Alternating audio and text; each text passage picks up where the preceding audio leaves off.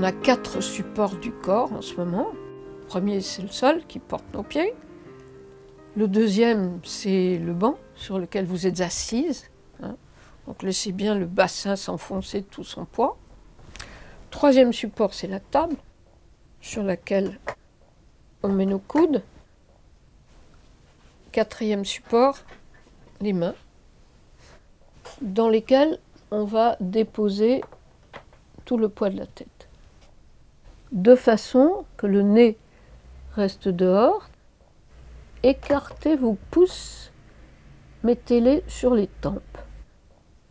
Et là, laissez vraiment tout le poids de la tête dans les mains.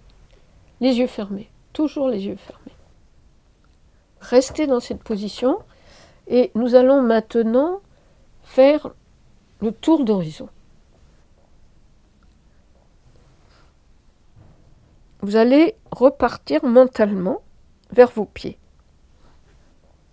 Sentir ce que vous sentez dans vos pieds. Vos pieds sont lourds comme des masses de plomb. Ils sont étalés au sol. Tout l'ensemble du pied s'enfonce, se colle au sol. Chaque orteil est comme arrimé au sol quelque part très profondément. Donc vous abandonnez complètement vos pieds à leur poids. Vous les laissez s'enfoncer. Et puis mentalement, vous allez remonter le long de la jambe. Là, il y a une masse qui est le mollet. Une masse, donc un poids. Donc vous laissez tout ce poids se faire, se manifester au niveau du sol.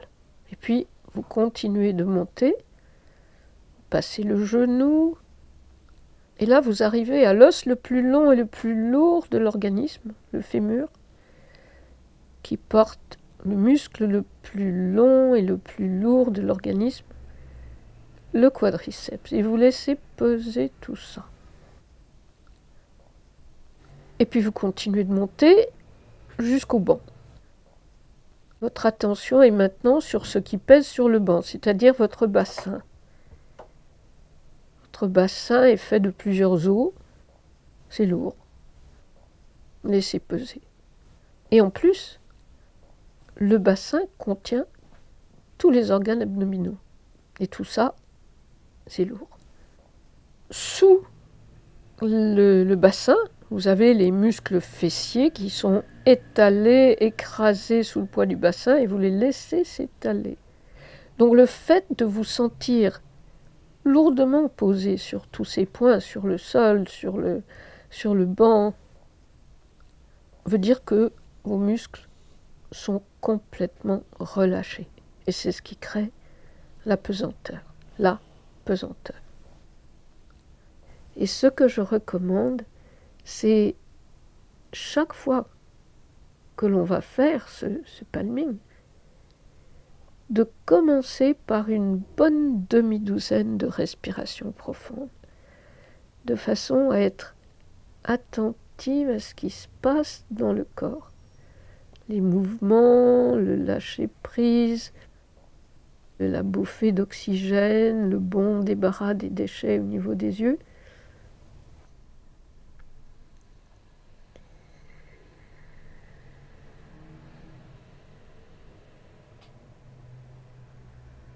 Vous allez repasser en revue rapidement vos pieds, sentir qu'ils sont pesants, qu'ils sont collés au sol. Vous allez vous assurer que vos orteils sont pesants, chacun d'eux, et qu'ils sont complètement écarquillés. Il n'y a rien de contracté nulle part dans le pied. Vous avez tout abandonné et tout est relâché. Tout est détendu. Et vous allez monter comme tout à l'heure, vous allez faire la même constatation au niveau de la masse du mollet et de la masse des muscles de la cuisse et des muscles fessiers. Tout ça est complètement relâché.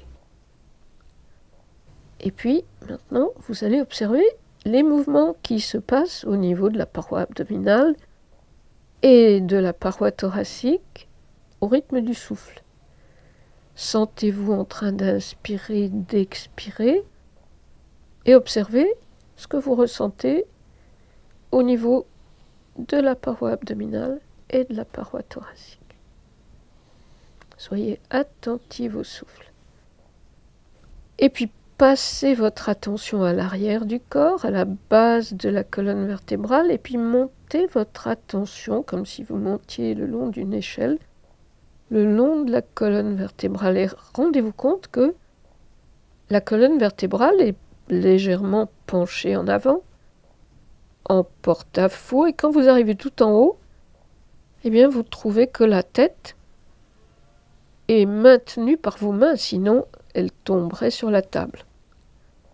Et tout le poids de la tête, plus ou moins, repose dans les mains. Et laissez reposer. Et attention aux épaules. Attention à ne pas crisper les épaules pour autant.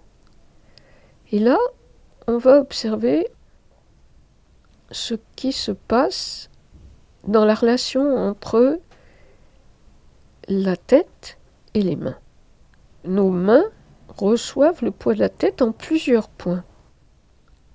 Il y a déjà la pommette, l'os de la pommette, qui vient se caler contre le talon de la main.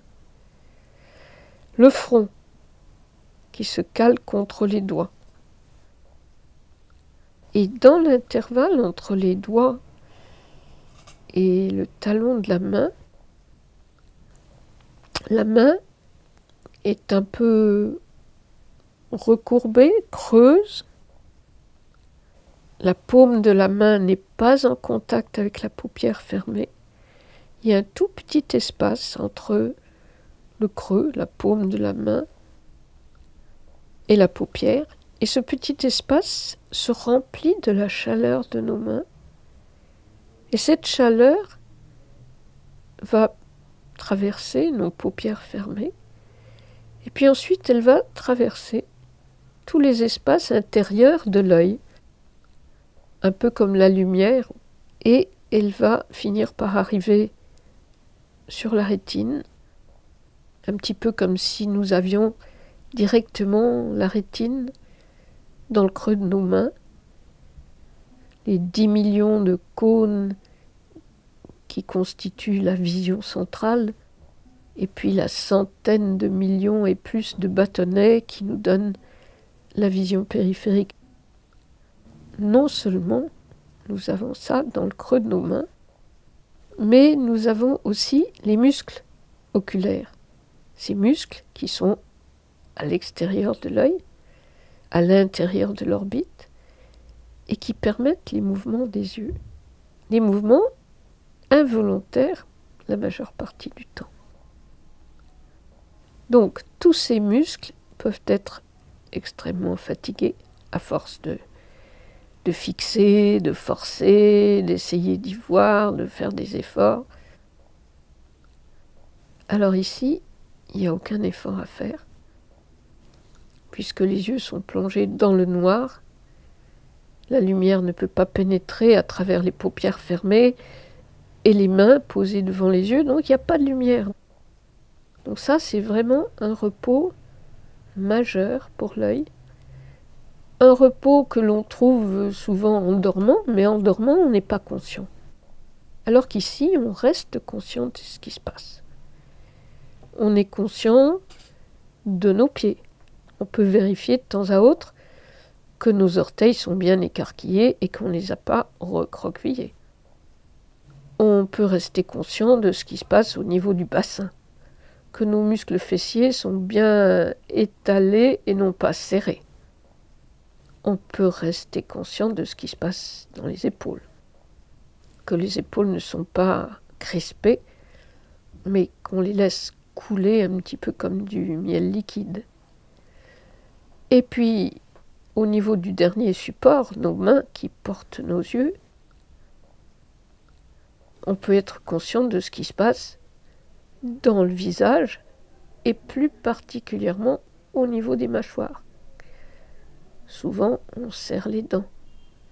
Ici, on va rester conscient de laisser tomber la mâchoire inférieure, desserrer les dents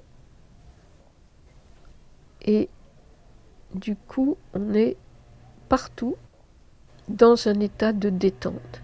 On a vérifié les grandes zones de tension, les orteils, les fessiers, les épaules et les mâchoires.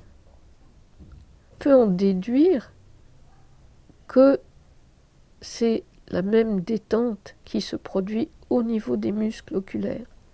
Donc tout ça, c'est facile à vérifier. En conséquence, on peut se dire, quand on a bien détendu toutes ces grandes zones de tension, on peut en conclure que la même détente se produit au niveau des muscles oculaires. On profite toujours de ce moment de détente totale pour les yeux et le cerveau, qui passe par la détente du corps, pour observer le souffle. Donc, on va inspirer profondément, et chaque fois qu'on inspire, on va se dire mentalement, j'envoie une bonne bouffée d'oxygène dans mes yeux et dans mon cerveau. Et en expirant tranquillement, on va se dire, je me débarrasse, bon débarras. Prenez cette habitude, vous pouvez changer les termes, mais c'est pratique, ça permet de s'accompagner. Je vous laisse quelques secondes de silence dans l'obscurité de vos mains. Faites de temps à autre le tour, vérifiez que toutes les zones de tension sont tout à fait détendues. Et puis, pensez à observer la relation qui existe entre le souffle et les yeux.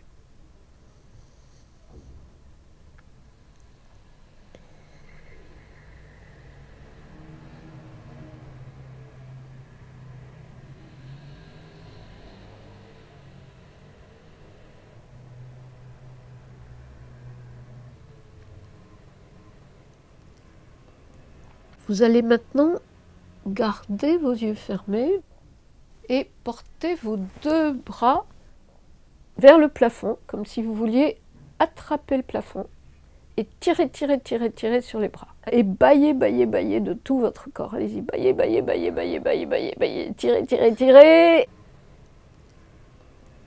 Et lâchez tout. Ouvrez les paupières en sillant et laissez la tête pivoter d'une épaule à l'autre en laissant le regard complètement libre de prendre ce qu'il a envie de prendre sans arrêter le regard où que ce soit. On va refaire des mouvements pour remettre les muscles des épaules en route. Et on va tourner la tête